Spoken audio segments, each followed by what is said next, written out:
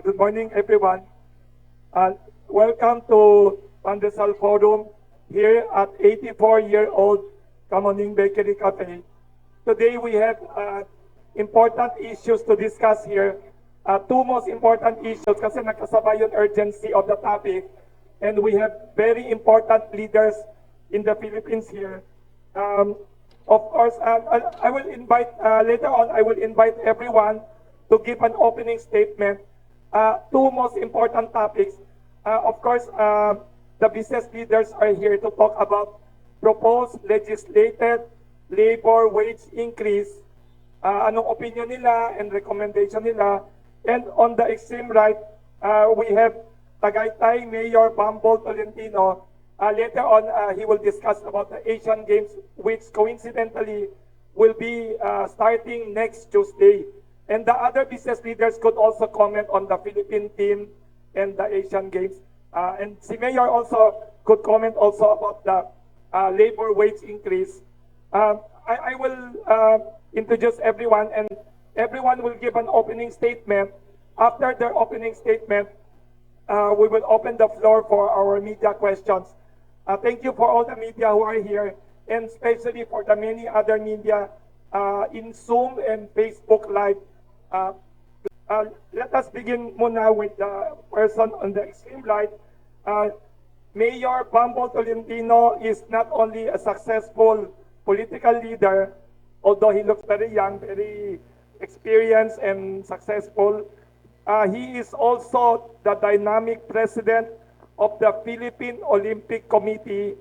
I'm sure he will be happy to share what preparations of the Philippine sports delegation to the much-awaited Asian Games starting next week in Hangzhou City. Opening statement, welcome Mayor Bambol Tolentino. Good morning, Sir Lee, and we would like to thank, in behalf of POC, we would like to thank to be here again in this ito pong antigong forum, Pandesal Forum. So I will be sharing with you the updates of the Philippine team for the Asian Games. Asian Games is every 4 years. It's considered as Olympic of Asia. So that will be in Hangzhou, China. Supposedly, this was last year, 2022 Asian Games, but due to pandemic, it was moved to 2023. And again, good morning to all. Thank you. Thank you very much for the opening statement, Mayor Bambol Tolentino. Next, we'd like to invite Dr. Cecilio Pedro. This is according to geography, not any rank or age. Dr. Cecilio K. Pedro, President, Federation of Filipino-Chinese Chambers of Commerce and Industry, Inc., FFCCCII, for his opening statement. Magandang umaga po sa inyong lahat.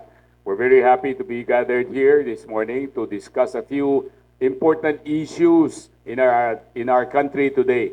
And I'm very happy to be seated with our distinguished guests, the likes of our Mayor Tolentino from Tagaytay, and also President or Chairman of POC. Alam niyo mo yung sports is very, very important for us because the international arena looks at the sports development as a gauge whether the country is moving forward or not. And I'm very happy that we see the likes of EGA of Vienna, who is at the forefront. He's now number two in pole vault in the world. Bihira po yung nangyari sa atin. So we're very happy because of the support of our beloved chairman, wag mayor, president. And we look forward to a better harvest this coming next week na yata, no, sa Asian Games. And I'm very happy to be seated here on my left, si PCCI President, si George Barcelon, at the forefront also pushing for investment, di ba?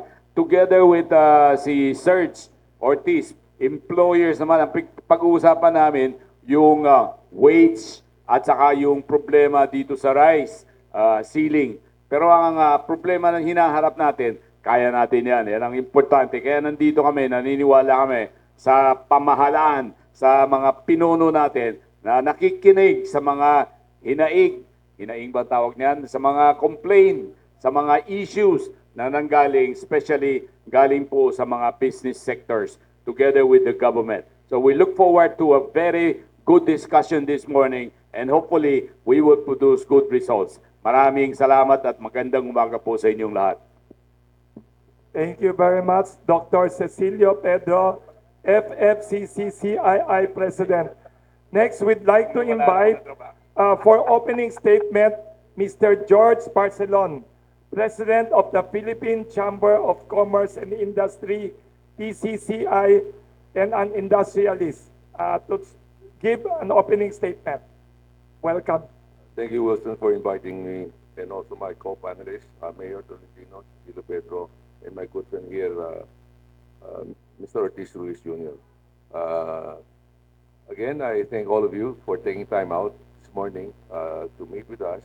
And I think some of the issues that have been discussed, it's good that for the topic to be discussed openly, and I think it's a question of more communication, no, para ma-clarify natin. I want to keep this brief. I want to hear more from you so that we can interact. Okay, maraming salamat po. Thank you very much, Mr. George Barcelon, PCCI President. Next, we'd like to invite for opening statement, Mr. Sergio Ortiz Luis Jr., President of the Employers Confederation of the Philippines, ECOP, also President of Phil Export, and also a leader of PCCI, Mr. June Ortiz. Good morning to everyone. We're glad to be able to again clarify the issue on labor, on the wage.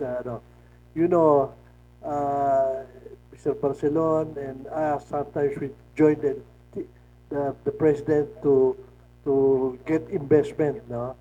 And one of the issues that has always bothered some investors is yung they do not understand ano ba itong legislated wage increases, ano? For instance, nung unang lumabas yung meron pa nag-file ng 750 pesos a day increase. Then meron na amenda konti yun, naging 450 pesos a day.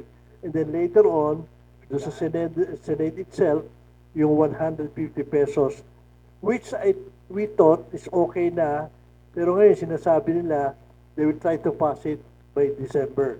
So hopefully we can clarify some issues about it. Thank you very much.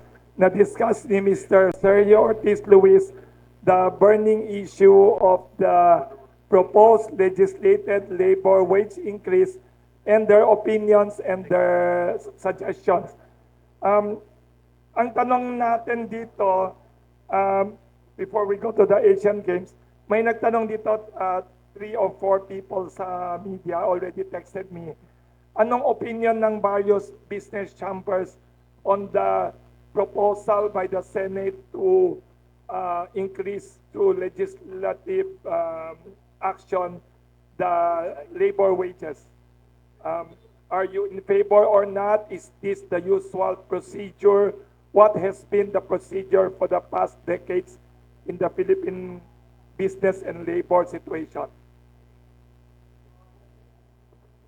Well, you know, meron tayong tripartite wage board composed of NEDA, DOLE, DTI, labor representatives, and employee representative. Tigalawa yun.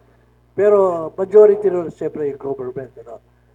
In any case, that has been working for lots of years. It's a tripartite was set up by law to be able to determine minimum wage increases.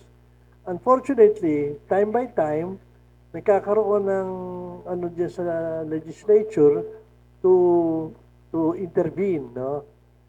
And yet, itong tripartite wage board na to is the most objective that we can. It's not the most ideal, but it's the most objective kasi nandun nga yung representation. Plus, every year, ginagawa nila to eh.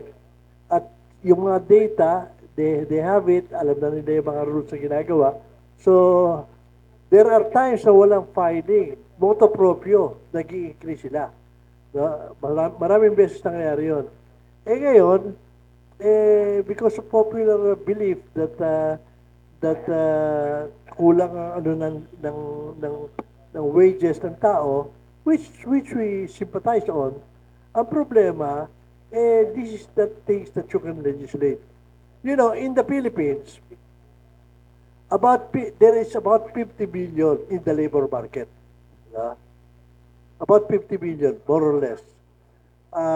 And out of that 50 billion, only 16% are affected by minimum wage increases. Yun yung formal sector. Meaning, sila yung under DOLE, Pag-ibig, SSS, sila yon. Yung the other 84% nasa informal market, pag nag-increase, hindi naman sila kasali. Yung sino ba yung 84% na yun? Yung farmers. Ilan lang naman ang farmers na may employers eh. Fisher folks, no? Yung mga nasa market vendors, yung mga tricycle drivers, jeepney drivers, wala mga employers yan. So pag nag-i-increase, ang akala natin, oy, makakabuti sa manggagawa. Doon sa at the most 16%. Yung 84%, magdurusa yon. Bakit? Kasi, yung nasa 16% na in-increasean mo na hindi naman kaya ng iba, anong gagawin? Tatlo lang ang gagawin eh. Itataas nila yung presyo nila kung kaya pa ng merkado, or magbabawas ng tao para makasunod sila. Kung hindi pwede yung dalawa na yun, magsasara na lang. That is what happened during the pandemic. Not that because of the wages. Pero ganoon nangyari.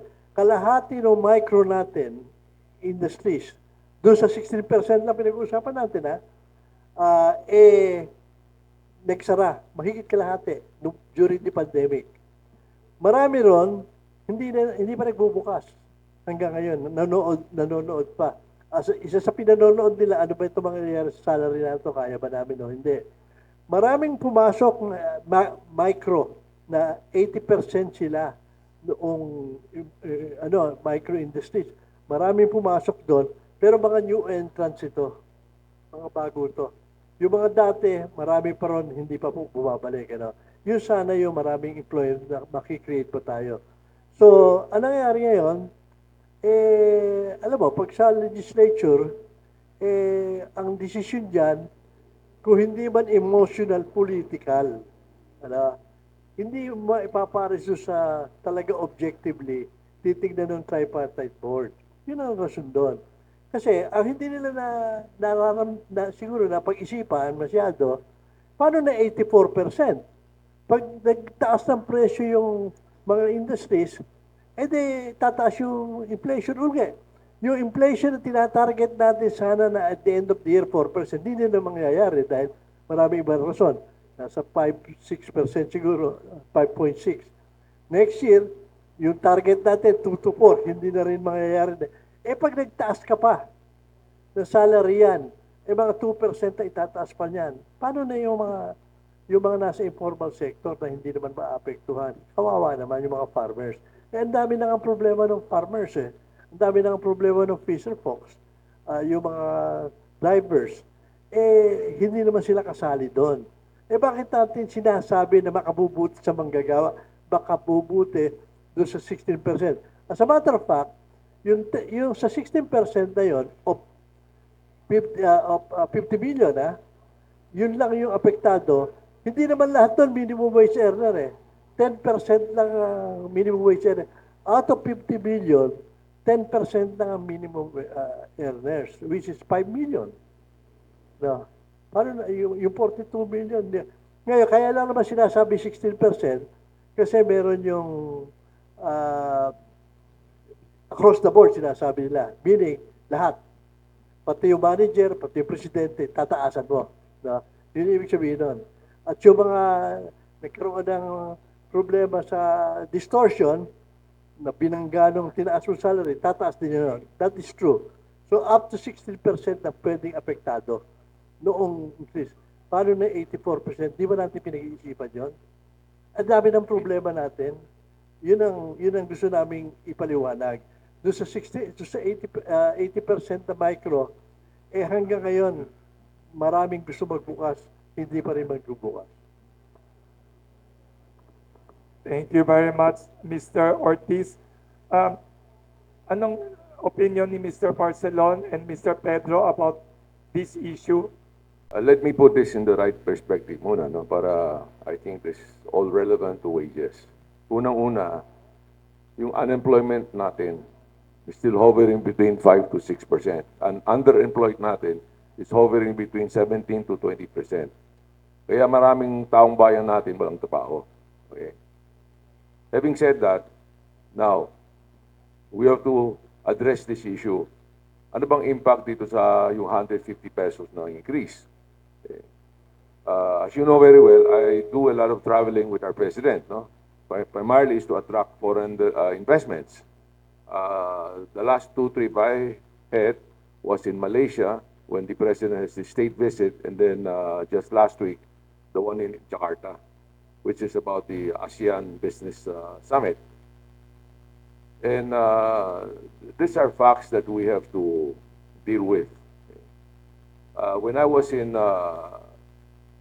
Malaysia, of course, we know Malaysia, their standard, no, the economic standing, the middle income earner. So they're better off than we are. And they have a shortage, usually they have a shortage of manpower. But they are able to source their manpower from around the region, from Indonesia, where else. Kaya when I look at their average pay, we're pretty close. Actually, sir, some sectors were even higher. With this increase, if kung matapat natin itong 150 pesos increase. Alam mo yung 150 pesos increase is across the board. Malaking bagay yun. And only last week when I was in Jakarta, I met with my counterpart. Alam mo yung ASEAN, 10 bansa yan eh. Vietnam, Thailand, Malaysia. So I was particularly interested in one sector, which was brought to my attention. In the last 4 months, ang garment manufacturer dito sa Visayas, kung ilan factory nagsarado, and 14,000 workers were laid off. The last one was a month ago, Mactan Apparel. They laid off 4,000 workers. So we should put this in the right perspective. Because when you talk about labor costs, it is one of the key input in whether we are competitive or not.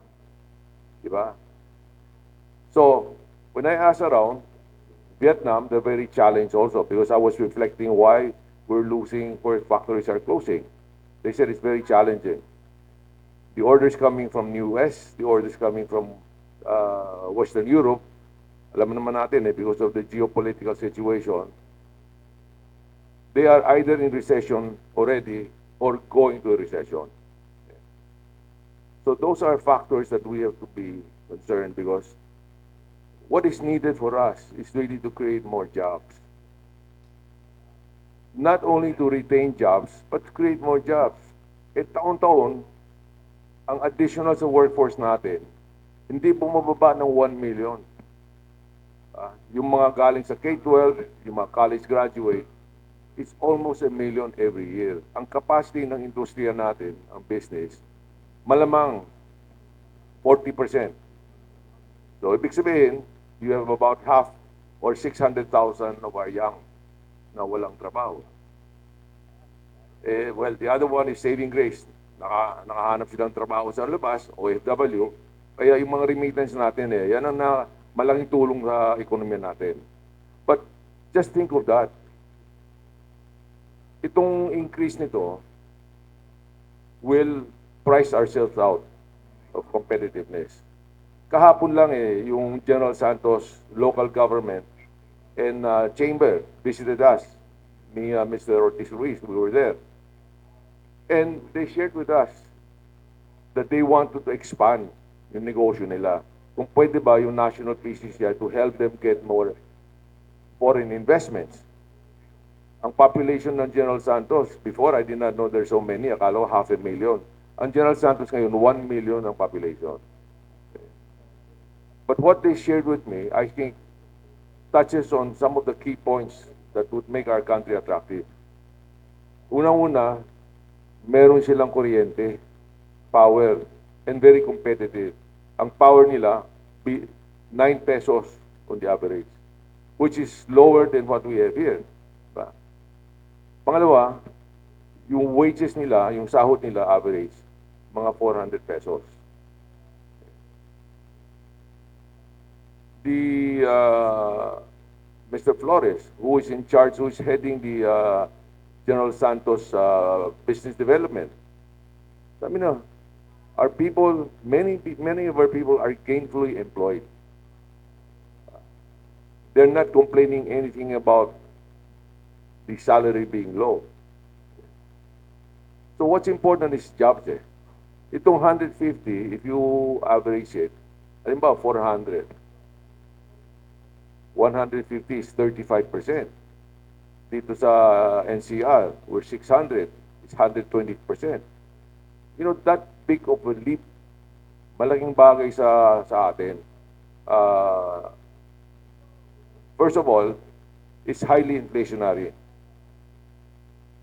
Ang gusto ng economic team is to mitigate. Alam natin na over the year, end of 2022, ang taas ng inflation natin eh. Buti nga bumaba. But again, that inflation figure may be fleeting. Kasi inflation figure, ang malaking effect dyan, yung geopolitical. Alam mo, yung mga presyo ng gasolina niyo, tumaas na naman. Di ba? So, factors that we cannot control, we have to live with it. But factors that we can control, we have to deal with it. Eh, ang laki ng problema dyan sa mga outside force. Dinadagdag pa natin yung sariling problema on such a wage increase. Di ba? So this is where the business sector is coming from. As what was stated earlier by our ECOP president. Yung percentage na will benefit, maliit lang. Karamihan natin yung mga maliliit, yung mga sa ilalim na totem pole. So we don't want to add any more. We cannot afford to add any more unemployment or underemployment. Itong bagay nito, legislated sa ngayon, private sector. Yeah. But you know very well, the government is a big employer. Malaking employer. Sooner or later, ang civil servant, kasi tumaas ang mga bilihin, they'll come back. Eh, kami naman. Ano bang increase namin? So this will be a vicious circle. So we're very worried about that. Okay? And in many forums, all of the business sectors, leaders of the business organization, have expressed their concern. Dapat, merong proseso sa atin. Ano bang kailangan? We base it index on inflation. Katulad yung Region 12 of General Santos. Yung inflation nila because of the availability of food. Hindi naman kasing kataas dito sa NCR. Eh dito sa NCR, mga pakain natin, halos maraming importation eh. Ang importation, pag bumagsak yung pera natin, yun din. Tataas rin. Alam natin yung mga key food commodities, bigas, asukal, sibuyas, tomato, all of these are imported eh. Kaya sabi ko, those we cannot control, we'll have to live with it. But what we can control and what we can do to give more opportunities of job creation. Okay? So that is the message that we want to carry. We want to help the government. It's not that we're against it, we're not helping the government. We want to help the government. But the bottom line is, we want to help the general populace. We want to help the young, coming into the workforce na meron silang trabaho. So that's the message we're doing. So they might think that we're against it. It's for self-interest. It is not. We look farther than our self-interest. If you lose, like yung two companies niya sa Cebu, about 6,000 workers na walang trabaho, you're not going to have them come back very soon. Diba? So those are the things that I think our legislator must really think far, not immediate, not hearing from very limited source of information, and they act on this irresponsibly. So I hope that the message will be carried by you. We are all in the same boat. We want the country to stay afloat, not only stay afloat, but hopefully we will sell faster and farther. Okay, maraming salamat po. Thank you very much, Mr. George Barcelon. Next, we'd like to invite Dr. Cecilio Pedro to react to the proposed legislated labor wage increase and your recommendations. FFCCCII President Dr. Cecilio Pedro. Maraming salamat po, Wilson. First of all, I support the views of our friends here, si Serge at saka si George. Naintindihan namin yung kailangan ng mga working class. Okay? Talagang tumataas ang mga presyo natin, hindi lang sa bigas, pati yung mga ibang bilihin talagang tumataas. Ang challenge natin, as far as I'm concerned, is how to encourage more investments into the Philippines. Alam niyo po, yung power natin, one of the highest in the region. Yung tubig, kailangan din natin yan. Mataas din ang tubig natin. So, itong mga elements ito, importante sa mga negosyante. Kami, sa negosyante, tinitingnan namin yung costing namin. Diba? Pag yung costing tumaas, ipapasa namin sa produkto namin, ang ipapasa namin sa presyo. Kaya sinong mahihirapan eventually? Yung namimili, yung people who are buying our products. Of course, alam nyo, konting commercial, happy, napakagandang quality, pero yung produkto namin mas mura kaysa yung kalaban namin. Bakit? Mini-maintain namin. Kahit konti lang ang kita namin, basta make it affordable para mabigyan ng consumers natin the opportunity to brush their teeth. Iba yung topic nito. Topic natin yung wage increase. Yung costing namin, let's say interest rates, tumataas ang interest rates, wala kaming control dyan. Yung costing namin, kasi most of our materials are imported, exchange rate, from a low of 53, 54, now it's 56, going to 57. Additional cost sa amin yan. Electricity, additional cost. Wala kaming control dyan. It's the government, it's outside forces who will determine which one is to increase and which one is not to increase. Ang within our control is labor cost. Pag tinaasan yung labor cost, unang gagawin ng mga negosyante is to look at how we can stop hiring. Alam mo, we have millions of people entering the labor force every year. Every year yan, okay? How do we generate employment? If the negosyante, if the employers will stop hiring dahil mataas po ang cost namin sa labor. Yan ang isang challenge sa immediate mangyayari kung sakaling tinasan sobra ang yung wage, especially minimum wage. Now, other consideration for me, as I agree with George, how to promote investment. Pag maraming pumunta rito, nag-invest dito sa Pilipinas, dadami yung job opportunities. It's a function of demand and supply. Pag maraming opportunity for people to work, tataas ang presyo ng minimum wage. Hindi na kailangan mag-set ng minimum wage. Pumunta ka sa China, walang minimum wage. Ang problema dyan, paano sila kukuha ng mga workers? Dahil maraming opportunities, maraming job availability. Ngayon po, dahil sa boycott, hindi naman boycott, dahil mga Western countries umaalis sa China, marami po sa China paalis ngayon, lalo na mga factories. Naghahanap sila ng opportunity for them to invest and to continue their business exporting to the world. So this is a golden opportunity for us here in the Philippines to invite them to come over.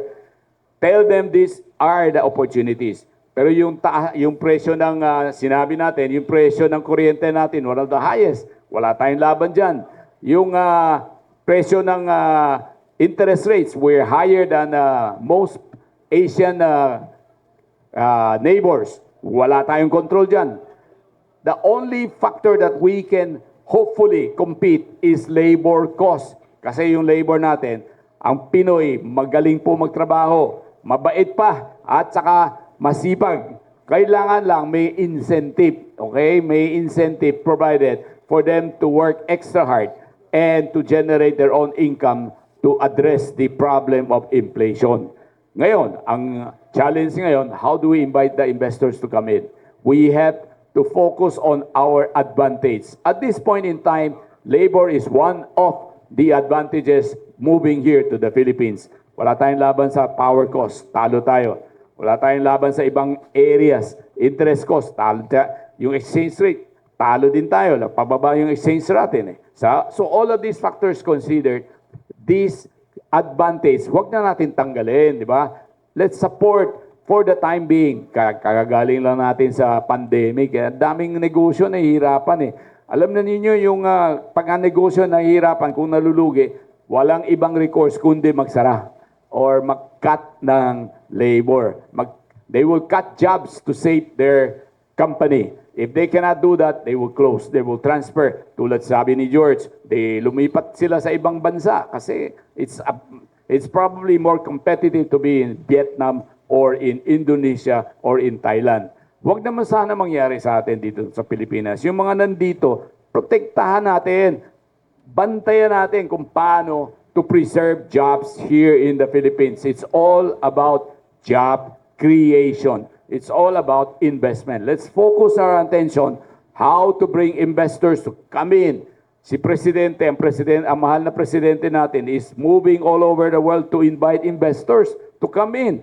Pero pagpunta nila dito, ano ang advantage natin? Pag-isipan natin, pag-aralan natin, tulungan natin para pumasok ang investors para mas maraming trabaho at uunlad ang Pilipinas. Maraming salamat po. Dr. Cecilio Pedro for expressing consensus sila about their position. Later on, Mr. George Barcelon will read their joint statement. But before that, si Mayor Bambol Tolentino, maraming nagtatanong dito, can you give us a summary, President of POC, what are your targets for the Philippine team sa Hangzhou? How many daw athletes are in your total delegation and may forecast pa kayo how many medals you have?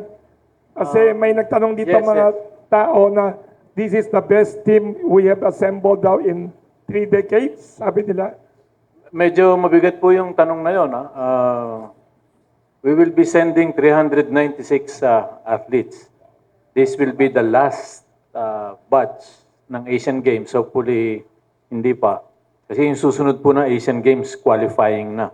So mabigat na yun. Talagang cream of the crop na yan. Best of the best. So with this 396, last Asian Games po natin, 4 years ago in Palembang, Indonesia, we only got 4 golds. Lahat po yung galing sa kababaihan. 2 from golf, 1 from skateboard, and 1 from weightlifting. So, matablahan lang po natin yung last 4 years at mahigitan pa. It's a very, very big achievement for us. Saan naman po natin huhugutin yung 4 na yon? Yun po ang medyo mabigat dahil si Carlos Yulo, ang ating pong gymnastics na sure of 1 or 2, hindi po siya makakalaro dahil kasabay po ng qualifying niya sa World Championship sa Belgium para po mag-qualify siya sa Olympics. So mas priority po yon. So medyo nabawasan po tayo. Nabawasan po talaga, hindi medyo. Ang natitira na lang po natin sa prediction natin, of course, nandiyan po si EJ Obiena, number 2 in the world sa pole vault and number 1 in Asia. Medyo sigurado na po yun. Malamang. Plus other surprises sa track and field na marami pong nakatago si President Terry ng track and field. And of course, nandiyan pa rin yung weightlifting, whether it's Heidelin or Sarno or yung iba pa. Then next will be the boxing. The boxers po natin. Ang boxing po sa Asian Games will be qualifying for Olympics. Kaya kailangan pagbubutihin po nila to sigurado. Kung sino po ang maka-gold and silver sa boxing, automatic qualified po yun sa Olympics. So aside from boxing, maybe swimming, there will be surprises. Golf too, since we are defending champion, kahit mabigat po yan dahil nandyan na po yung Korea, Thailand, using their professional golfers. And of course, meron pa po tayong nakatagong esports. Bagong lalaruin po yan sa Asian Games. May kagalingan po ang Pilipino dyan sa whether it's a Mobile Legend or 10K or what, di ba? What else? Yun po, marami po tayong nakatago pa. And hopefully sa martial arts, meron pong surprises. Yun lang po, maraming salamat po. And hopefully, we can maintain the 4 or mahigitan pa natin yung pong God willing, yung pong nakaraang Asian Games. Mabigat po itong Asian Games. Hindi po, we're number 18 nung nakaraan. Lamang po sa atin ng Singapore ng isang medal. We're both 4 golds but nakalamang sila ng isang medal. No? Alam niyo naman ang forte din ng Singapore, swimming. As they said, yun lang ang training nila, swimming to Singapore from Malaysia. Basketball, we're still waiting for the result of our appeal. So other players can, if they will be allowed to play. Yun lang po at maraming salamat. President Bambol Tolentino, may tanong dito, how do you describe this latest edition of the Asian Games and your message to the organizers and to the hosts? Anong hopes nyo about this? And you will be part of the delegation, no? We will be leaving next week, Tuesday. Then, but we will have a send-off party by Malacanang on 18 on Monday. Then, by batches po yung dating ng mga atleta natin. They will be allowed to be there 3 days before the competition. So, hindi naman po sabay-sabay yun. Meron 20, 21, 22. The opening will be 23. And hopefully, magandang treatment sa atin ng host country. Kahit po merong issue, whether it's a issue politically or what, West Philippine Sea issue or what. No? So, yun po yung tinitingnan natin kung ano po magiging treatment sa atin, especially on sports with the judgment on judges, so, mga ganong ibang scoring, so mabigat as a host, no. We'll pray for that na maganda naman sanang treatment sa atin ng organizing committee. What do you hope about the whole Asian Games now? Hangzhou, anong impression niyo daw of the preparations and the event? We're very much prepared. No, some of our elite athletes are coming from their training abroad, US, Japan, Australia, and other parts of the world. So, yun nga pong basketball natin after World Cup. Nag-convene na agad, nag-training na agad, no, yung team na binuo ng ating local basketball, samang basketball ng Pilipinas. This is the largest delegation ba sa Asian Games? Yes, somewhat largest kasi nag-allow po tayo ng Group A and Group B. Group B are those who are willing to compete but not to be funded by the government. So yun po yung KKB. But they have to show their talent, no? So kahit ganun po yun, pag sila naka-medal or naka-podium, they will still get incentives from government by law and of course from private sector. Sinasamantala lang po natin itong Asian Games na to dahil the next edition of Asian Games will be very hard. There will be qualifying. Do you have a short message to the host city, Hangzhou? We have some foreign media. Yes, watching. I was interviewed the other day by a CCTV Chinese media na Yes. we're excited to be in Hangzhou, even though there will be some issues na wag naman sana maapektuhan yung relationship natin, because sports, sports unify people and unify everything. Sports is a different story. Sports for all, the Olympic movement, the Olympic spirit. Buti na nga lang po, hindi pinayagan yung muntik na pong payagan ng Russia and Belarus and Ukraine to compete in Asian Games dahil nabakante yung atleta nila. No? Madidistract din po yung members ng Asian doon. Mabigat kalaban po yung mga yon. So again, we need your support and prayer for our Philippine delegation. Thank you. Thank you, Mayor Bambol, Tolentino. Later on, they'll answer questions. There are many people asking, they heard you have a joint statement now about the labor issue. Maybe Mr. Barcelon could read the different chambers. Before I go into this issue on the wage, I just like to echo what Mayor Tolentino said. No, Yes, about, comment on the Asian Games. our involvement in the international sports arena. I notice among the other ASEAN countries, although population-wise, we're only second to Indonesia. Malaysia, Thailand, Vietnam, the population is smaller. But they've been able to garner more medals in the past. Okay? So, I think definitely, lalo na dito sa atin, ang average age, no, is 25. So, dapat may demographic dividend. Bata pa eh. But sports, is like business, is an investment. Si Obiena, BJ, he's winning medal, no? Yung pole vault.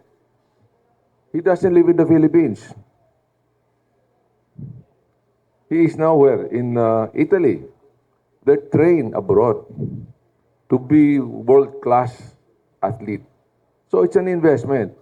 And that is why the little sports that I know, but I used to play basketball. I think we have to really focus on individual sports. That's what I noticed about Indonesia, Thailand. They're now shifting towards archery. And I can see them that they're gaining some ground. Archery, gymnastic. Of course, one of the staple medal for us is boxing. And, the focus there, given enough investment, also, I think Mayor Tolentino can also solicit sponsorship from the private sector. Kasi yung mga gold medal ngayon ay mahalaga eh. Makano ngayon? Pag may gold medal, Mayor, 1 million? For Olympics, it's 10 million. 10 million. Beautiful. For Asian Games, I think it's 2 million. 2 million, okay. So these are just something, as was stated earlier, sport somehow reflects on how our country is status in the world. And it's like our varsity basketball, UAAP. Eh? Pag nanalo yung team, yung eskwela mo, sikat ka. It gives you pride. And I think pride is something important for Filipinos. We need pride, no matter how we can do it. Singing, okay tayo dyan. But sports, we have a lot to work on. Baka you have a short message for the organizers naman daw. For the- Hangzhou City. Any message to them? Well, definitely they're hosting, and we're more than happy to participate. Doesn't mean that if we do not get medals, we do not participate. Sports, it's a world community event, and it's part of P2P, developing a relationship with other countries. So we'll give it the best try, and they can see that gradually, yung athletic program natin is showing some effect, no? That is, ano. So we hope that there's a 300 team participating, and that should be impressive. Marami na yan, di ba, Mayor? 300. By the way, although the rhetorics that you've been hearing, no, yung may mga political intonation like that, but we are still, companies from China are still very interested in investing in the Philippines. So pumapasyal pa rin sila dito. Hindi sila na turn off. Okay. Now, just to give you, as my task here is to share with you Joint statement. joint statement, no? Yes. We have written two key officials, no? One is the Honorable Juan Felipe Nograles, Chairperson, Committee on Labor and Employment, House of Representatives. And the other legislator is Senator Jinggoy Estrada. No, here. Who is the chairman of the Senate Committee. I would just briefly share what is stated here, no? We share the concern of the chairman and the authors of the bills on the effects of inflation that have continued to dampen the purchasing capacity of Filipinos. Raising wages may appear to be the easier and logical solution. However, only a small percentage of the total workforce, 16%, or about 8 million in the formal sector, out of the 50 million in total numbers of Filipino workers, will be able to benefit from this proposal. For even as there appears to be a short-term relief to a happy few, we should not ignore the rising inflation has also negatively impacted businesses. Of these, 90%, let me repeat, 90% are micro, small, and medium enterprises. By the way, may dagdag na ngayon. Imbis na MSME, meron pa yung nano sector. Yung mas maliit pa sa micro. Okay? That suffered the brunt of pandemic, and most of which may still be close to this day. It is likewise worthwhile noting that these MSMEs or NMSMEs are also the employers of the same Filipinos whom these bills are aiming to help. If the proposal for increased wages is approved, these employers may have to further increase the prices of the products, reduce the number of their workers, or simply close down.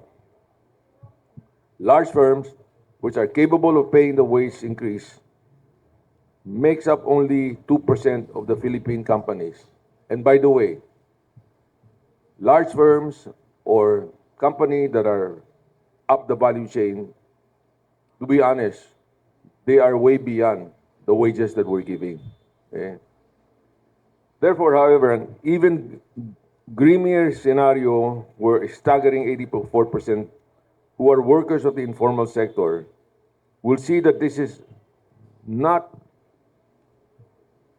is, well, quote, an unhappy bill, as they are not expected to feel the gain because most of them work on their own with no employer. The 80% represents around 42 million workers. That includes farmer, fishermen, market vendors, jeepney drivers, tricycle drivers, and home-based small entrepreneurs that comprise the silent majority whose situation will worsen with the bill's passage, as they have to pay higher for their purchases once business start to increase prices. These are the people who will then start trooping to government offices to ask for additional ayuda, of which we know very well, medyo malaki yung debt deficit natin, it will be a challenge to the government. This will become unbearable. It will then be relevant for them to also be invited to be heard on the wage hike increase among the stakeholders. Anyway, earlier, the three of us, we shared with you some comments, no, about in dealing with this. But I just like to let you know, hindi lang kami sa organization, marami dito. Yung mga petition namin, I'll Can share you with you. mention the other Yeah, organizations? I'm gonna mention now. Yes. Lalo na sa mga regional, no? Ito mga Yes, thank you. signatory, Regional Governor for Central Visayas, Philippine Chamber of Commerce. We have Cebu Chamber of Commerce. They know the situation very well, no? We have the Mandawi Chamber of Commerce. We have the Mactan Export Processing Zone Chamber Exporters and Manufacturers. We have the Japanese Chamber of Commerce and Industries of Cebu. We have Philippine Retailer Association. We have Philippine Exporters Confederation. We have Cebu Furniture Industry Foundation, Bohol Chamber of Commerce and Industry.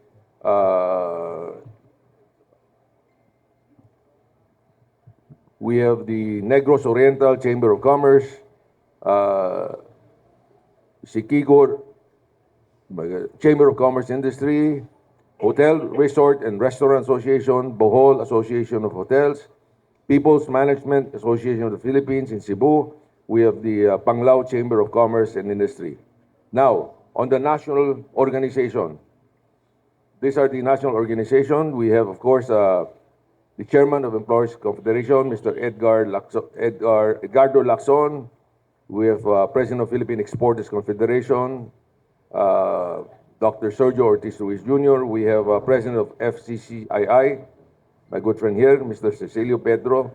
We have President of IT and Business Process Association of the Philippines, Mr. Jack Madrid. We have, again, Arthur Lopez. He represents the National Philippine Hotel Owners Association. We have Foreign Buyers Association of the Philippines, Mr. Robert Yang. And we have Nelson Mendoza, United Port Users Confederation. Actually, there are more than what I've mentioned to you, but in the interest of time, we have we have PMAP. Yeah, I think I mentioned this already. We have IBPAP, no, which is in outsourcing. So you can get the list. We'll give you a soft copy. Now the message is clear.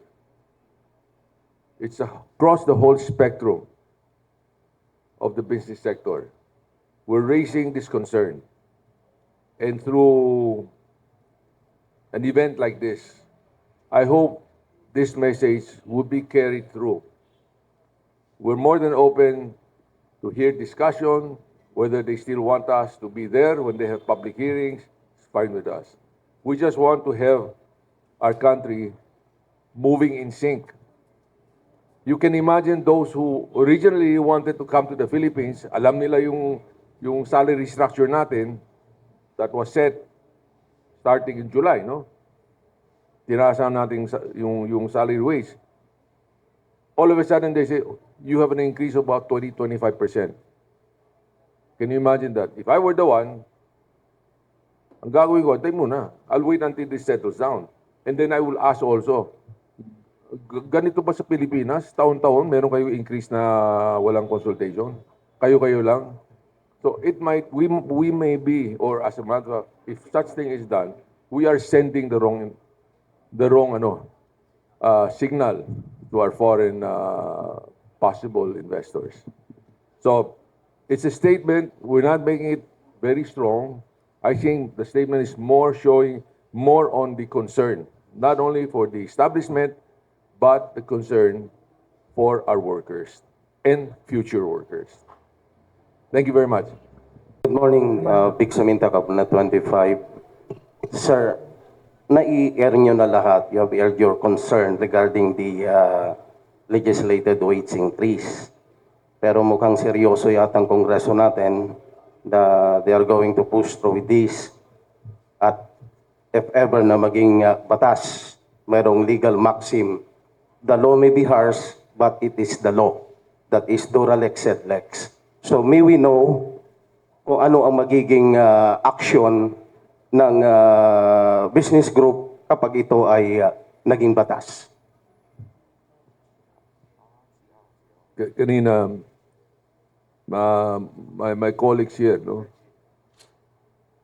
pinaliwanag nila kung anong consequence. Either companies that cannot afford. No? Actually, we're just rebounding from the COVID. Merong kaming survey na different sector, hindi pa sila nakabalik, hindi pa sila na binalik yung mga dating nila, workforce. So, yung concern na yan is that the opportunity for our young will be less. And not only that, the production of certain sectors would be compromised because if they cannot hire, like what I was sharing with you, yung sa apparel factories. What we can do is really to have, I hope that the government will have more dialogue. I will tell you, in the past, there were bills that were proposed, which may not be helpful to the business sector. At least we get together to make our sentiment heard by the government. And finally, they come to the realization, wag muna, hold it muna. So this is what we hope for, that we will mount together with our fellow establishment to share the sentiment. Ano ba yung long-term effect? And this were very well enlightened by the speakers. But if it needs to be done, we will need to call on, to have a press con on our own, no? Para makita ng mga legislator natin na this issue should be contained muna. They should not implement it right away. Right? So Sir, that's, okay. Sir, may feedback na ba coming from both houses of Congress regarding your concern before na isalang nila sa final reading yung panukalang batas? May feedback ba daw from the legislators about your concerns? Well, nung una, madami doon sa mga legislators ang ayon doon sa English na yun, legislated. Pero after a while, marami yung nagsasabi sa amin, hindi namin papalusutin yan. Ano? So in short, but unfortunately, after yung lumabas yung NCR wage increase na 40 pesos, medyo inulit na naman doon sa Senado na they will try to hindi kasama sa LIDAC ito eh. Ito, member ng LIDAC si hindi nakasama ron. And even if without in the priority bill, pipilitin doon nila ipasa sa December, no? Which I don't know if it's a political statement or what, no? But kayo ang inaasahan namin, media, to clarify these issues kasi hindi nakakarating sa mga kababayan natin, like the farmers, like the fisher folks, hindi nila alam na, alam mo, meron pa nag-survey na 98% daw nung sinurvey, ayon do sa 150 pesos wage increase. Paano po, yung mga tricycle driver, tinanong nila, tataas ba yung pati yun, kinukwenta nila So, hindi ko alam kung ano survey yung ginawa nila na yun, ano? So, yun ang ginagamit nila ngayon. Na nag-survey, 98% ng Filipino workers are how can that be? 90% nung mga workers, hindi naman kasali rin sa increase. Hindi nila naiintindihan, hindi pinaniliwanag sa kanila na sila di pagtado. Ngayon, yung tanong kanina, wala kami magagawa except paliwanag to. Pero yung doon sa Visayas, one of the things that they are saying in their position paper is they will question it unconstitutional now. It's against the law. Why? Because yung tripartite wage board was set up to do this. No? So, for Congress to be able to do it, kailangan kasilid muna nila yung tripartite wage board, which will be catastrophic. Because after that, wala na naman tayo, tatayo ka na naman under wage board. Dahil hindi naman po pwedeng walang So, bakit for the first time ayaw nila i-consult ang tripartite may mga nagtanong dito sa Facebook Live, why now ayaw nila i-consult ang tripartite when for decades ito ang process? Bakit daw? Well, because none of the economic managers will agree with them. As a matter of fact, nung mag-hearing sa Senado, that was the time that all of them were abroad with the President. Tapos The legislators. one day hearing, and then they decided, sige, tatakbo na ito sa ano. So, yun ang problema eh. Talagang very political issue. Pero ngayon, naliliwanagan na ng mga legislator na kukunti lang yung mabe-benefit. Konti lang yung botong hinahabol nila. Maraming botong mawawala pagka naperwisyo yung ibang non-informal sector. Hindi ba sinabi sa doon sa panukalang batas na once na maging ganap na batas yung across the board legislated wage increase, it will render automatic that tripartite legislated wage board will be abolished? The tripartite mechanism is always there. Okay? So parang na short circuit. But just to segue a bit, alam mo si Senator Mitsubiri, he has always been a champion for the MSMEs. He has always been a champion for ease of doing business. Former businessman siya. Yes, He said, that was what he shared with us. Na negosyante din siya, dumaan sa mga sobrang bureaucratic na proseso. So we think, given enough sound bites dito sa pag-usapan natin, that they will give this a second look. Okay? They need to look at this seriously. Yung inflation natin, apparently, yung nakaraan na taon, for a while we were hitting very high. Di ba? 8%. That was from the point na wherein we were opening and many of our related costs are high. But if you notice, yung huling inflation natin, 4.3 lang eh. Di ba? 4.3 inflation, how can you justify that by having something across the board, which is 30 to 25% increase in wages? Kaya, kailangan kami dito sa businessmen, merong visibility. We see what's on the ground. Okay? And this is what we'd like to share, no? Na through a forum like this, or even if the Senate or the Congress would invite us to participate, we are more than willing to. Okay? And if necessary, we can invite the informal sector. Okay? So those are things that in answer, walang straight answer. I would like to address my next question to Mayor Bambol Tolentino. Sir, pardon my question kasi as stated, yung delegation natin sa Asian Games sa China ay more than 396 athletes. Sa mga nakaraan natin na pagpapadala ng mga athletes natin, ang laging pinupuna po sa inyo, sa gobyerno, mas marami pa raw yung official kaysa athletes natin, kaya napapabayaan sila. Any comment, Mayor? Hindi naman po dumami ang official sa atleta. Lagi namang lamang ang atleta. Kaya lang medyo dumami ng mga nakahuling competition. Natuto na tayo sa Heidelin model na kompleto yung team. Merong psychologist, therapist, masseur, etc.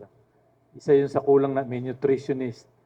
So, pag mga world-class athlete, kompleto na yan. Like AJ, ang entourage niya, mga 6 yan. May personal doctor, may personal masseur, nutritionist, physiologist, etc. Ganon din man po sa ibang bansa. So, late na nga tayo nung magganon tayo. So, kahit yung iba, self-funded, no? Through donation, through support of private, hindi naman lahat kaya ng gobyernong suportahan yun. thank you.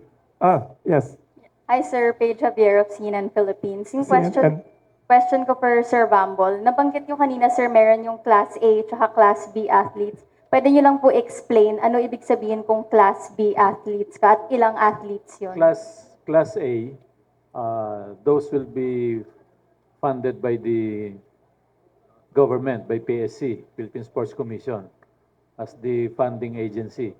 The Class B are those still willing to compete dahil gusto nilang may papakita raw silang galing. Yes, you will be allowed, but KKB yun. Humanap kayo ng sponsor nyo. But, pag kayo nagka-medal, you will still receive the incentives from government. And you will also be using same tracksuit, same uniform, representing our country. Ang pagkakaiba lang, yung konti lang po yun, 10% of the ano. Konti lang po yung bumagsak sa category B. Yun yung humanap na ng private sponsor. Hindi, gusto ko rin sumali as exposure or what. Dahil magaling ako nitong huli. Hindi na lang ako humabol sa qualifying or what. So okay, go ahead. You will still represent the country, but you will not be funded by the government. Sir, tapos nabanggit nyo kanina, merong appeal yung POC, yung sa basketball team. Can you give us more details on this? Ano po yung appeal at kailan kaya malalaman yung decision? Well, every day nagpa-follow up kami. After the World Cup FIBA basketball, almost half of our players, hindi na pinayagan yon. Kasi naglalaro sila sa Japan, Commercial League, and Korean League. No? Siyempre, sabihin ng Japan, ba't naman kayo papayagan namin? Kami rin ang kalaban nyo. Or what? Like sina Dwight, Ramos, etc. No? So mayroong next na pinalit. No? But yung pinalit, wala sa long list. It should be in the long list. Kung magpapalit ka ng athletes, dapat nasa long list. No? Whether injured or medical or whatever reason, dapat nasa long list. Doon ka pa-plak sa long list. So nagkataon yung pinalit natin ni ng Samahang Basketball, wala sa long list. So that's why we're appealing na please allow them. They've been Filipino and part of national team before. They have Filipino passport since 10 years ago or what. So yun ang ina-appeal namin every day, every night. But wala pa. Kaya yun ang pinagdadasal namin na sana payagan. Sir, in the case na hindi payagan or ano-ano bang contingency nung Well, the Samahang Basketball will choose on the long list. Not yung kasi bago yung coach natin, alam niyo naman si Tim Cone, gusto niya yun ang member niya. So mapipilitan siyang kumuha dun sa long list. Meron namang nasa long list. Sir, last na lang from my end. Nabanggit nyo nga itong Gilas and yung bagong coach si Tim Cone. What do you think of our chances, both yung men's at yung women's na maglalaro ulit for the first time since 1998? Mabigat po yan, no? Kasi kalaban natin dyan, Jordan, Iran. Yung last World Cup, hindi naman natin nakabracket si Iran. Okay? Korea, hindi sila sumali sa World Cup. So hindi natin alam yung barahan, yung aces nila, no? Japan, automatic nag-qualified na sa Olympics. So definitely ang lakas ng team noon. So we don't know China if they will be sending Team A. Kasi baka naman Team B lang yung ginamit sa World Cup FIBA. No? So mabigat pa rin. Thank you. To Mayor Bambol, sir, yesterday shooting, there were questions on the delegation. Mukhang, do you think bad timing yung questioning or your thoughts on that? Narinig ko po yun. Nag-press ko ng shooting to Governor Chavit. Yun ba yun? Complaining on the shotgun lineup na not qualified. No? Well, whether he's qualified or not, it passes through the NSA. No? Sila yung nagsasubmit sa amin. So, hindi naman namin makikita yon kung tama ba yung ginawa nilang qualifying or what. So, it depend on the submitted. But, if talagang may issue, sana noon pa nilabas. Why only now? Tapos na po yung deadline ng submission ng entry. We cannot just... yun nga sa basketball, hindi namin mapalitan. Yung pa kayang dumaan naman sa qualifying. Whether he's qualified or not, sana nun pa nilabas yung issue, no? So, Baka medyo we, late po we tayo have doon. maybe closing statement yun lang from po. the business Tapos, leaders. meron po nangyari, yung isa pong athlete na sabi nag-qualify daw, nag-qualify siya past the deadline. O baka yung po yung nagko-complain na nag-qualify siya, pero tapos na nga yung submission and everything, no? Yes. So, mas magaling siya doon sa pinadalang lineup. So, yung sinasabi ko nga, dapat noon pa kinwestiyon nung beating that, even journalist, wala na tayong may paso kahit marami po nag-a-apply na journalist to be accredited. Dahil sarado na po yung libro, yung pinto ng accreditation.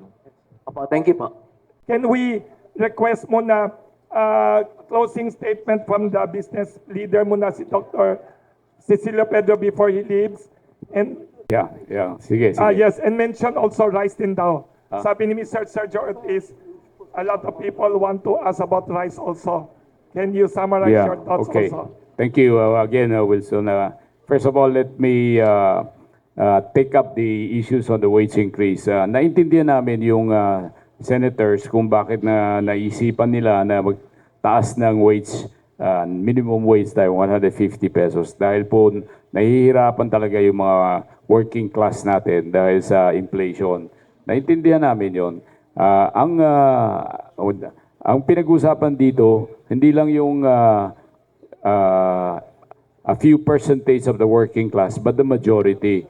Kasi pag tumaas yung presyo ng mga ibang bilihin dahil dun sa increase na wage, minimum wage, lalo silang mahihirapan yun.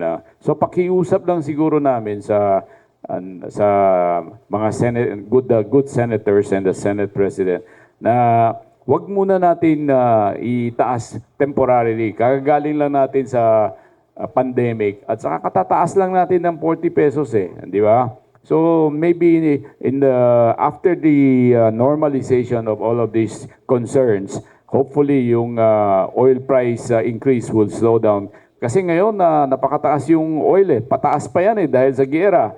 Tapos yung exchange rate natin medyo mataas din. Tapos mataas din yung mga anong tawag niyan, yung mga ibang bilihin hindi lang sa rice, ano? So lahat itong factors ay mahihirapan yung negosyo. Kung pag nahirapan yung negosyo, baka hindi sila mag-expand. Pag walang expansion, di walang additional employment. So hinahanap natin yung employment sana tuloy-tuloy may jobs availability or jobs available for our workers to look for. That's why our concern sa wage increase.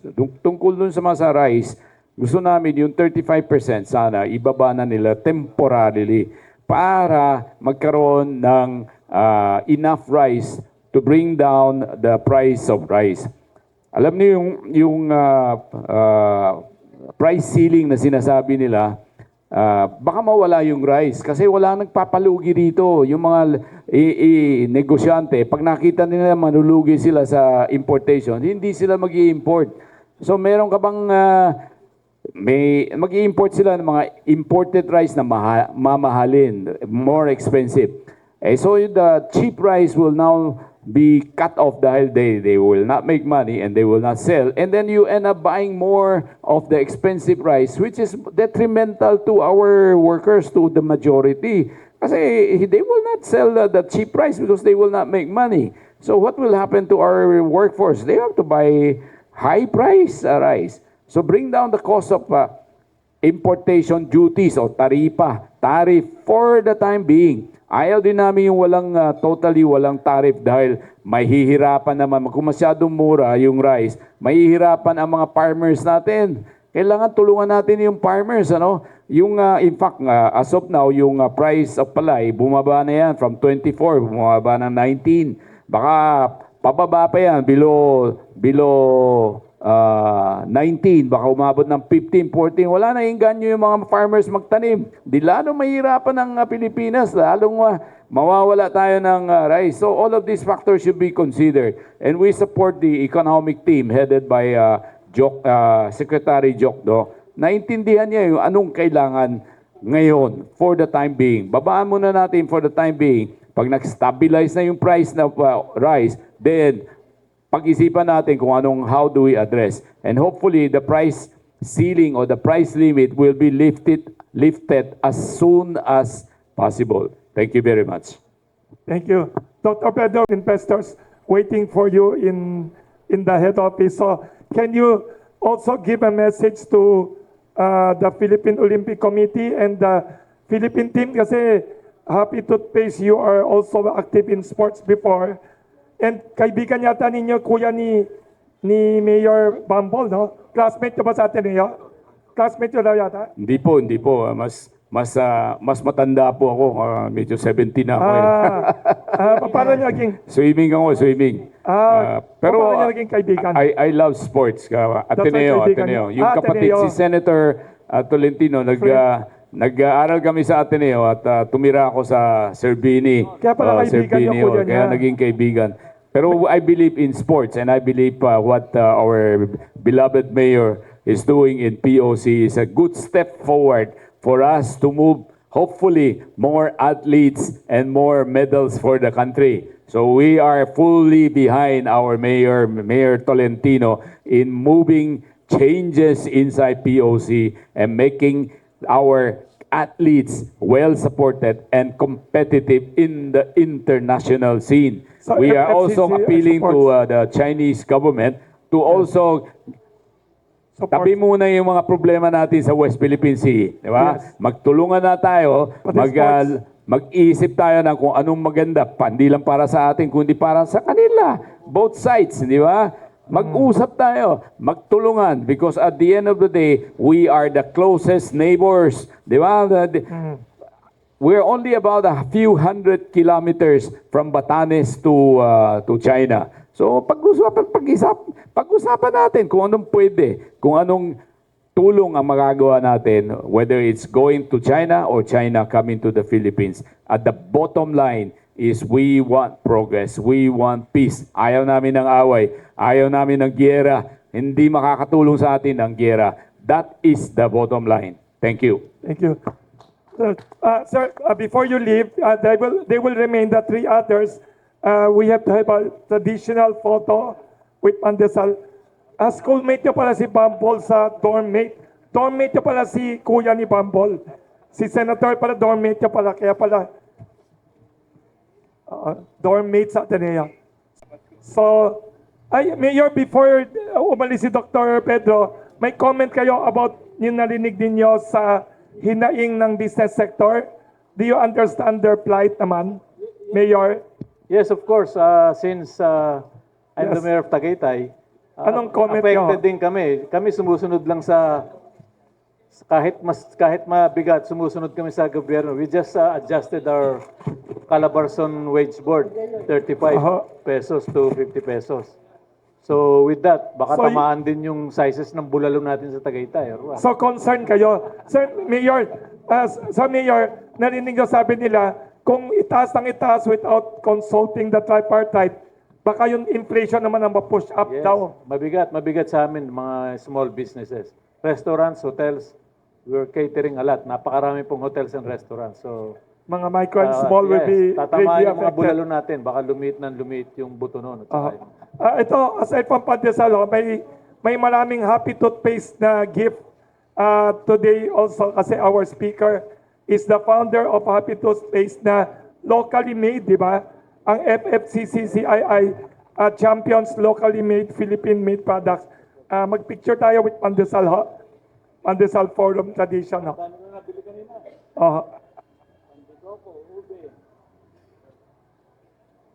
And we'll continue with the questions after. Yes. Yeah, parehas po yun. September 17 will be the DRM meeting. So lahat po ng issues doon na ilalabas yung sagot nila.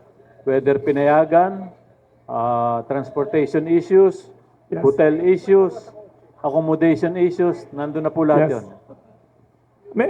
Maybe a few more questions. Yes. That's not only Gilas, basketball. We are appealing 5. 5 sports. 5, basketball, gymnastics, golf, fencing, and football. Yung football may lima. chance dahil nasa playbook nila yon na 6 days before first game, they can replace. All the rest, walang ganon. So, ang tanong mo, ano pong chances? Hindi ko po masasagot yon, pero sinama ko po sa dasal ko kayo na nung sumimba ko kayo ng 6:30. 5 sports. Sir, ano daw comment niyo sa preparations of the host? Anong narinig niyo about the host Definitely, preparations? it will be amazing, spectacular. You know China naman, how China host. Ang isa pa doon, dapat 2022 yan eh. So nalipat nila ng 2023. So Yes. definitely pinagandaan talaga ng todo yan. Yes. Wala po. There will be no. We're all excited to be there too. No. Other countries, I think they will not. They will all attend. Is this a good chance also to promote Philippine-China friendship? Of Diba course. sports is always a good Of chance? course, very ironic nga po eh. 15 years ago, I was in Hangzhou as Tagaytay mayor then. 15 years ago, I was in that city as Tagaytay mayor then. We established buong mundo po, nagkita po kami doon, we established and organized the cities with lakes. So nagkataong kasali po yung Tagaytay, then with all other big cities around the world with lakes. So that's why Hangzhou is second most beautiful, and according Second to Marco most Polo, beautiful. it's the paradise on earth. Wow. Since ancient times, no? Ano naman comment ng dalawang business leaders for our athletes? Do you have a message, short message for the Philippine team? Kayong dalawa, ho? And to Mayor Bambol, anong message sa kanila? Definitely, we wish all the best At CNN, for athlete. Now, of course, we are realistic. Now, there are some sports that we do not excel, no? But as long as they give their best for the country, I think that's good enough. But just to add a bit, alam natin na yung first gold medal sa Olympic weightlifting, Heidelin Diaz, di ba? Yes. And we need help even in sports, not only in business. And palagi ko alam nyo na sinong na-coach kay Heidelin Diaz. She was coached yes. by a Chinese coach Yes, for the yes. longest time. Yes. So, kaya itong sports is beyond geopolitics. Yes. Kaya dapat, as far as sports is concerned, we seek help or assistance from any country who's willing to give to us. As long as they're helping us to get a gold medal, okay ba yan? We will accept. Okay? And I wish them all the best. And I'm sure, to echo yung sinabi ni Mayor, definitely they will put on a good show. Okay? So that's all. All the best. Thank you. Ano reaction na sabi ni Mayor na he supports and empathizes with the business sector kasi marami siyang small business doon. He listens and he understands your plight. Ano reaction niyo kay Mayor? We really need the private and business sectors, no? When I assume as president of POC, for the first time, nagawa po ako ng Athletes Incentive Trust Fund. Kayo ho? So, lahat ng binibigay po naming first time na nagbigay ang POC incentive sa atleta na nagkakamedalya, doon po namin kinukuha. So, it's coming from different private sectors. Ano reaction niyo na sinabi ni Mayor na he understands your plight? Maraming small Well, business sa Tagaytay. Ano Kanina reaction sinabi niyo? ni Mayor, negosyante din si Mayor. Baka you can ask appeal, kuya niya kasi senator, Kaya- baka pwedeng ipulong niyo. Kaya I'm sure na we have the Mayor sympathize with us, yung narinig na yung mga concern. And definitely if his senator brother asks him, he has Pupulong niya. yung mga talagang issue na he can share. No? By the way, yung tanong mo kanina on the Yes. qualification, Oh, any sports, for you to join Olympic, you have to go through a series of qualification. Katulad ng mga shotgun, may mga MSQ, yung pinaka-minimum. Because Olympic is a international event. Not any sportsman or any team can just say, I want to join Olympic. Kailangan meron kayong standard. Para pagka kasama ka sa yung competition na yan, you can fare na very fairly well. No, he may not be there, but you're not way down, and they cannot accommodate all those who just want. So you need to qualification, and I think as what Mayor has shared with us, POC has done due diligence, no, in qualifying kung sinong dapat na padala natin sa Olympic. Just to react to your Yes. question. Thank you. Yes. May tanong si CNN. Philippines. Sorry, Sir Bambol, pahabol na lang. Alam ko 1 week away pa, pero meron na bang shortlist for flag bearers for the opening ceremony? Who will be the flag bearer? Yung flag bearers, no? How do you choose now? Yeah, how do you choose? I can share you my personal hands-on on Yes. how to choose, no? First, sino ba yung nakapag bigay ng karangalan? Then second, available ba siya on that day? Opening day. On the opening day, Yes. correct. Third, kung may laro siya kinabukasan, we will not allow. Pwede ba manghula kami dito? May nagtanong dito, nag-text, yung So, ba yung high jump and of o course, basketball? Within the area. Kung malayo yung, kasi hindi lang po Hangzhou, meron pang Ningbo and that's Marami. 3 cities yung ang Several main lang sa cities. Hangzhou. Yeah. Ah. So that will be 5 hours away by bullet train or Pwede ba manghula ang media ngayon? I think Mayroon na kayo. When will you decide? by 17 I will be deciding na. Kayo sir magde-decide. By deciding. If Hagok, China is asking for 1 male and 1 female, then we will provide. Normally kasi isa lang eh. So, Ngayon, 1 male and 1 female. kagaya nung kay Heidelin, dati hindi ko siya nagamit dahil baka mangalay siya sa paghawak ng, di ba? Kung may laban competition the following day or 2 days after. Yes. So maraming consideration po yun. So that's why pag wala kaming available, yung iba na lang, so popular sport, kumukuha, pero ganun po eh. Hindi basta-basta susunod, talagang pupunta, pero affected yung game niya eh. Thank you. Posible ba yung sikat na high jump athlete ang magano? Why not? Matangkad. It is possible kung maaga siya dumating. Kasi po ang atleta natin, they're allowed to be there 3 days before the competition. Okay? Kung ang competition po, halimbawa ng isang atleta natin sa 27 pa or 28, so hindi aabot yun kung 23. Or else, we're gonna pay additional sa ticket and the accommodation. Labas na po yun. So sasagutin natin yun kung they will arrive early. Nag-message ito, thank you daw for listening to the plight of the business people din daw. Mr. John Ortiz, saka Mr. Barcelon, may tanong dito, will you be setting a meeting immediately with the Senate President after this press con that you have and the joint statement? Will you present this formally to him? Is there a chance for you to meet before they fast track their discussions in the Senate and Congress? We see him quite often if there is a Socially. reason.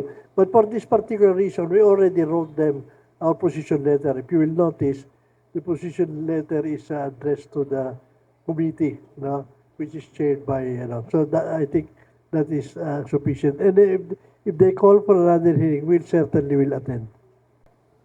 What about, do you have a chance to talk to the President about this? Di ba, the President has a lot of say sa Senado, or Labor Secretary, mayroon bang reaction from the Labor Department on this issue of proposed legislated labor? Well, we have talked to the economic managers, we have talked to the Secretary of Labor. Are they open? Of course, the Secretary of Labor has made his position very clear also that he is supporting the tripartite wage board kasi yun ang talaga isa, no? So that is very clear. From all the economic managers, maliwanag naman yung posisyon nila na they are not agreeable to a legislated wage hike. The economic managers do not agree with this legislated. So that's good news for the MSME, no? Mr. Barcelon, somebody asked the question, first time one journalist heard the term nano enterprises. So that is micro, the informal, na very small, smaller than micro. Nano refers to the very, very small. No? I mean, yung informal sector na they are part of the lowest end of supply chain. Okay? And Alam mo, when we talk about MSMEs, you have to Yes. think about How many percent daw? there are actually two categories that you can characterize. One of the MSME are those establishments that service the low end of the economic platform. Yes. Okay? Sa services lang. Yung sa sari-sari store, tindahan, like that, no? So, that's one. The other MSMEs, they are the one that is part of the supply chain of bigger companies. Okay? Yung mga malaking kumpanya, meron silang kailangan, service or product, they are the ones servicing that. Kaya during the COVID pandemic, yung mga MSMEs that are aligned as a part of the supply chain of the industry, they fare better. While the other one, they fare better. While the other one, that's servicing the requirement of the lower-end economic bracket, talagang marami nahirapan. So you're saying also na with legislated wage increase na sobrang mataas, yun pinaka-hard hit would be MSMEs. Is it true? Yeah. Those And people that hire people, halimbawa, if you're on your own, you just have to live with it. But for those that are hiring people, once you have something like that, it's not a good precedent. Earlier you were asking whether we look into Secretary Benny Leguesma. Secretary Benny Leguesma has always been very objective. He gives the importance of the tripartite. Balance. Okay? And as a matter of fact, I believe the mandate given to him by the President is to be able to create more jobs. Okay?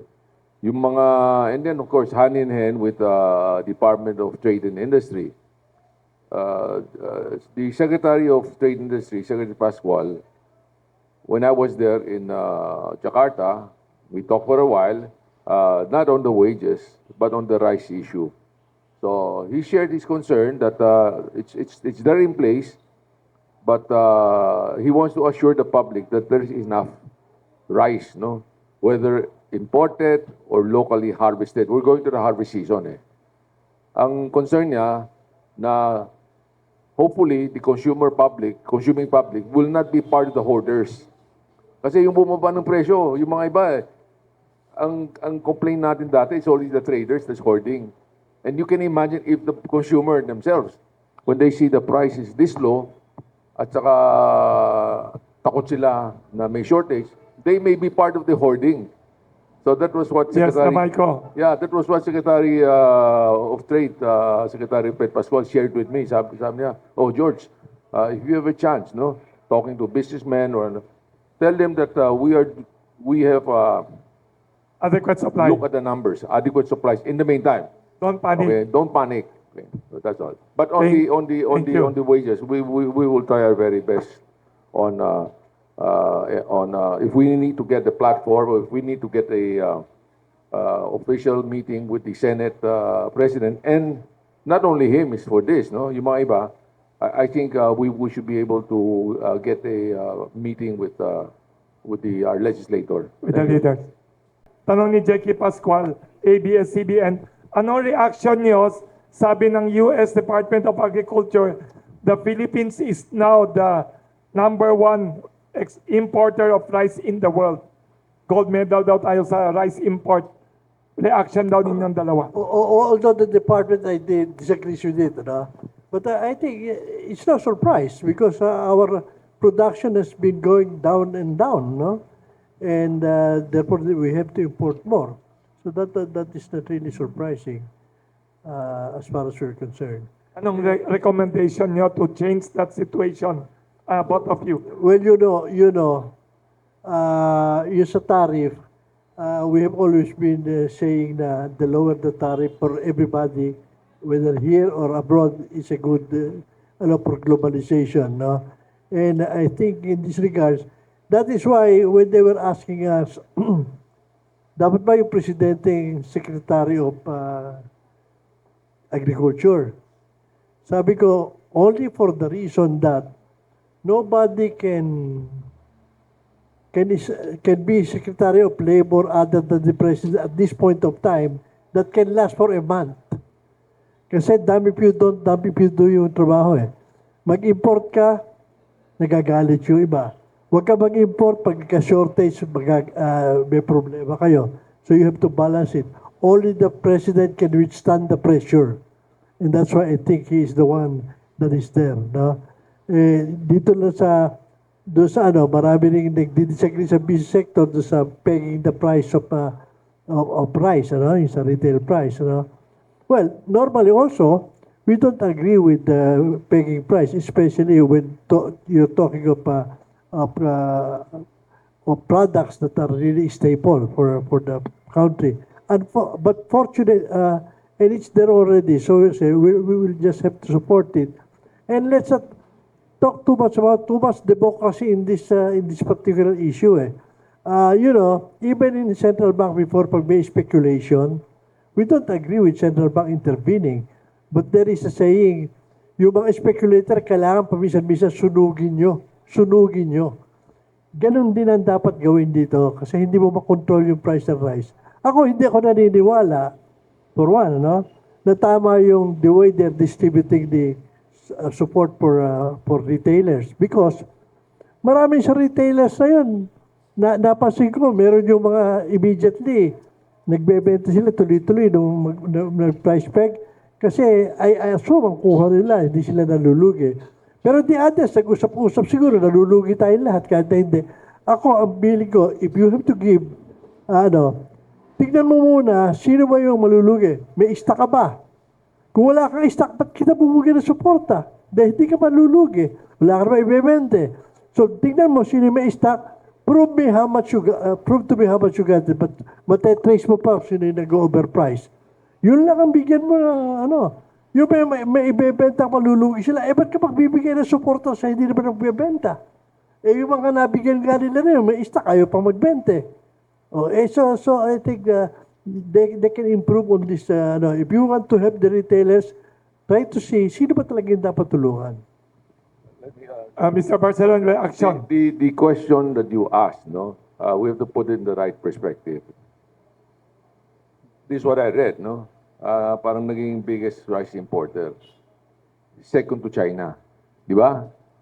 Now, rice is a commodity and there's the play of supply and demand in price. Even China, laki ng agriculture nila, they still have to import. Okay? So, for us, considering that we're projecting El Nino moving forward, short of rainy season, so that would affect our harvesting. So again, it's a question of supply and demand. If we need to prepare ourselves, in acquiring more supply commitment, we need to, because we have the 100 million mouths to feed. On the other side, as of now, I've heard some of the economic members talk about reducing the tariff. So do you support the lowering? Maybe that is a short-term solution. But we should know also the rice tarification program, yung mga tariff, yung mga pwes na kuha natin, it's also helping the farmers. But in the meantime, as I said, there can be some stopgap solution to help the farmers and to help the consumer. Balance lang yun eh. Okay, you cannot be the pendulum cannot swing too much favoring the farmers, kawawa naman yung consumer. So there's a balancing act. Okay? And you know how it is. The price of our pala is, it's not only depend on the weather, yung factor ng fertilizer cost. With what's happening now, oil price going up, the fertilizer price also went up. So nothing to be worried about that we are importing. Other countries are importing. It's a question of keeping enough stock for the demand of the consuming public. Thank you. Mr. Ortiz, tanong ni Mr. J.K. Pascual ng ABS-CBN. Kanina sinabi ni FFCCCII President, they support the proposal ni Secretary Diokno to lower tariff temporarily. Si Mr. Barcelon also supports. Sa ECOP, do you support also FFCCCII and PCCI position? Yes, Lowering yes, tariff yes. temporarily? Basta importante, temporary ito. Temporary. Temporary. Para hindi tumaas inflation, para hindi mataas kailangan ng ano, no?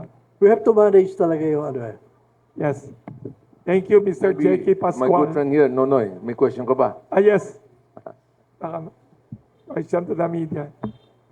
Yes. Medyo not related maybe siya tariff, no? Yeah. I think that the decision to lower the tariff from 35% to 0 is a good proposal. My question particularly, sir, what do you think of the series of trips by the economic team abroad, in particular recently with Qatar and United Arab Emirates? Are they really useful? The Philippine economic briefing, many economic briefing in Europe, in America, in Japan, and now Middle East, done by the economic team. For the economic team, no, to be going around in this various region, is really to deliver the message. Ang mensahe ni Presidente, we are ready for business, di ba? And we in the private sector are also in tandem. Kaya itong mga Qatar, mga UAE, lately we have touched base with them. As a matter of fact, in the Philippine Business Conference, there are some delegates coming over. So all of this, it's not na immediate na we will get investments coming from them, but at least they know who to talk to, and we know who to talk to also. Chamber through chamber. Okay? The headwind is present with us. The geopolitical issue is really getting the world's economy sort of on a standstill. Okay? So you're not seeing anybody projecting high investments or the likes. But what we have here is, again, you may have heard this before, we have the demographic advantage. Yung young natin, marami.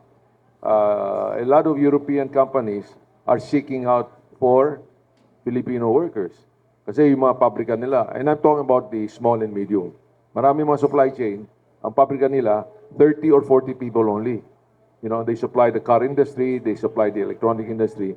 And we have friends, we have members of PCCI who have actually trained the workers here, managers, lock, stock, and barrel, pinadala sa abroad. So, you're beginning to see that. But we hope that it is even better if they set up the factory here. So this is what, by the way, just to give you some statistics, we talk about the RCEP, Regional Comprehensive Economic Platform. Okay? And we are one of the signatory, and we just ratified it. Tayong pinakahuli, all the countries. It's something to have to be part of that environment because it opens additional 5 markets: Korea, Japan, China, Australia, New Zealand. Now all of these are industrialized countries, di ba? But we already have this ASEAN, and you can ask any of our consumer. There are so many goods that are coming from our ASEAN neighbors. Just to give you a figure of, and I shared this with President BBM when we were in Jakarta, that our trade deficit with Indonesia is $14 billion.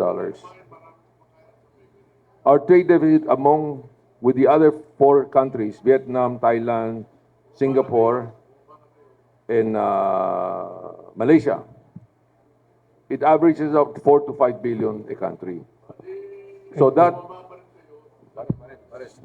Sorry.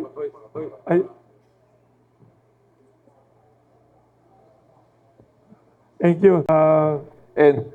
and the thing is, when I mentioned that to the President said, yes, I think we should really need to beef up yung manufacturing natin and invite them to invest in the Philippines. So these are the things that I think all of us are trying to work together. not only to seeing the opportunity that we have, no, because of the present situation. So that's all. Thank you. Thank you. Thank you. Sorry, kanina na-miss ko. Hindi ko nakita si Mr. Steve Kua. Where were you? Nasa likod. Hindi ko nakita. Sorry, I wasn't wearing glasses. President siya ng Supermarket Association.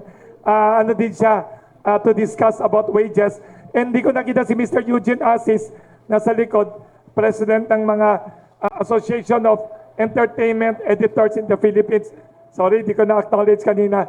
Si Mr. Steve Kua, baka you can give a reaction to the position of the different business chambers. I think you support them and you want to be a signatory to their...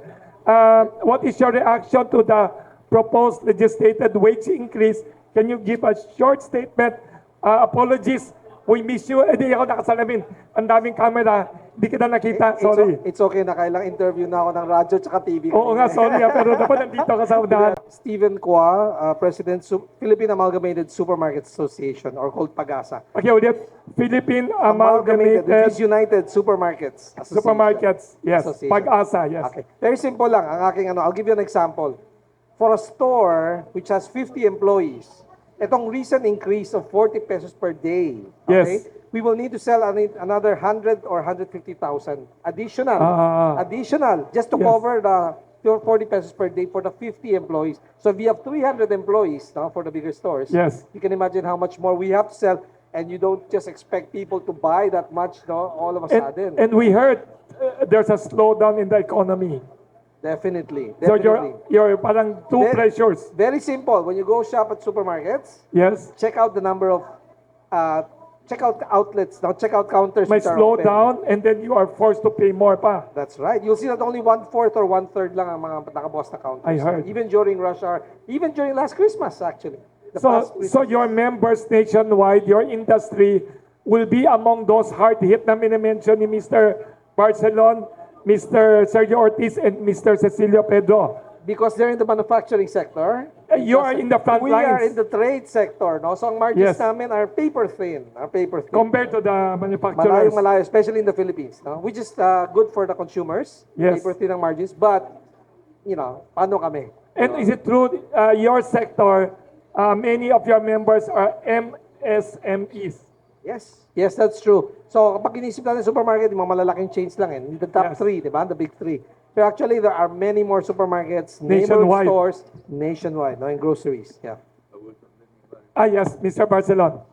The manufacturer do not enjoy a big margin. Let me clarify that. Yes, you want to be sure lang ha. Because Baka kasi hapulin kayo. Namula mukha ni Mr. Barcelon. Because Yes. the issue here, as I said, we're part of ASEAN and now RCEP, no?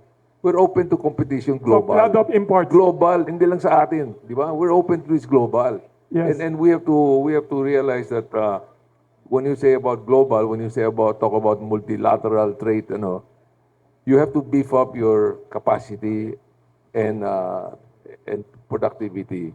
So that's the real message. And I stated to you mga numbers na where we are, there's a gap. So the only way to fill those gap up is we have to beef up our manufacturing, and so that it will benefit everyone. Okay. Yes. Okay. So that's my message. Thank you. We have a closing statement from the three speakers here. Closing statement, a short summary of your appeal to the government and to the public about legislated labor wage increase, and what are your proposals? Let us start with Mr. Said our piece on legislative increase. Yes. You will notice that the people, our OFW, when they work outside of the country, they're much sought after because they're very productive. In the Philippines, the productivity is very low. Yes. The reason is walang incentive. Hindi ka na, yung naghihintay na lang sila na ang increases every year, pati firing and hiring, yung security obtainer, napakabigat dito. Kumisa, nagnakaw na, hindi mo pa ma-fire out, meron ka pang prosesong dadaanan. So, yung walang incentive yung mga tao to compete. Naghihintay na lang sila as against outside. And that is why you will notice na ang laki ng difference. So, dapat iwasan natin talaga yung umaasa na lang sila rin sa mga legislated wage increase. Yun ang dapat nating pag-akuha ng pagtingin. Thank you very much. Mr. George Barcelon, closing statement, and then Steve Kua. The issue at hand is many. We cannot solve, all of this issue, but there are certain concerns which affects the retailers and the manufacturers and also the supermarket. The e-platform, we have major players in the e-platform. And the way they do business now, in a way, gives them the advantage compared to the mortar and brick stores. They pay rental, they pay taxes. Itong mga e-commerce, hindi nakaka-capture eh. So this is something that I think the government should be aware of, so that the small businesses are having a hard time, that this issue must be addressed to give them a level playing fields. Okay? So at the same time, I would just broadly state that the three areas that we really have to improve that's related to manufacturing is yung cost of energy natin. Okay? Second, yung ease of doing business. Okay? We just had a meeting with the BIR and they were sharing with us the new system. Some of the members who were with us, sabi na, napakahirap yung sistema nila. Ang detalya. They have to hire more people. So ease of doing business is also one, especially in the local government. And pangatlo, logistic costs. Mataas ang logistic cost natin. Sometimes due to the traffic, apparently we have, and all of these are passed on to them. Okay? So they pass it to consumers. So these things must be addressed. It's not going to be done overnight. Pero mga gaps nito, we should lessen this gap. So thank you. Thank you very much, Mr. George Barcelon. Closing statement from Mr. Stephen Kua, Philippine Amalgamated Supermarkets Association. Pricing is a management strategy or management decision. Okay? The latest survey by PricewaterhouseCoopers says that CEOs mentioned that most likely prices will go up this Christmas again because the cost of production has gone up. Okay? And the cost of raw materials, I guess, of course, it's an over-reliance on importation, no, of raw materials as well as finished goods. Diba? So let's gear up, no, for this. Now, supermarkets need not increase prices if manufacturers don't increase their prices, except when cost of kuryente, salaries, no, which will affect all operations, not just the manufacturers, but also retailers, diba? So maybe what we could do with the salaries is pwedeng udlutin, kumbaga sa yung mga unionized, no, pwedeng in trickles, no, ang pagbigay, no. Pwede sigurong fix na natin na this year magkano increase, next year magkano, para hindi yung sabay-sabay 150 a day, masyadong malaki yon, no. And finally, what I'd like to say, how for people can, to augment their income, is aside from a regular salary, come up with, let's not call it a sideline. Let's call it a little business, no? Be an entrepreneur also as well, okay? So, entrepreneur, you can service your company, sell something to your company, or sell something to your neighbors, no? Buy from your company and sell to your neighbors, di ba? That way, you augment your income, no? Kasi that's the only way, because right now, kabaliktaran eh. We should be asking subsidy from the government, pero mukhang government ang humingi ng subsidy sa private sector, no? Kung pwede magbenta ng rice ng 41 and 45, bumaliktad, di ba? So, we all have to do this and hack what's coming up this Christmas, and live with it. Thank you. Thank you very much again, Mr. Stephen Kua, President ng Pag-asa. Thank you, Mr. George Barcelon. May tanong pa, sige. Sige. Thank you, Mr. George Barcelon, President PCCI. Thank you, Mr. Sergio Ortiz Luis, President of ECOP. And nauna lumabas kanina kasi may foreign investor delegation, FFCCCII President Dr. Cecilio Pedro. One final picture with Mr. Stephen Kua and the four of us. Souvenir picture with your bread, pandesal. Sana mas mura ang pandesal sa pagkain. Yes.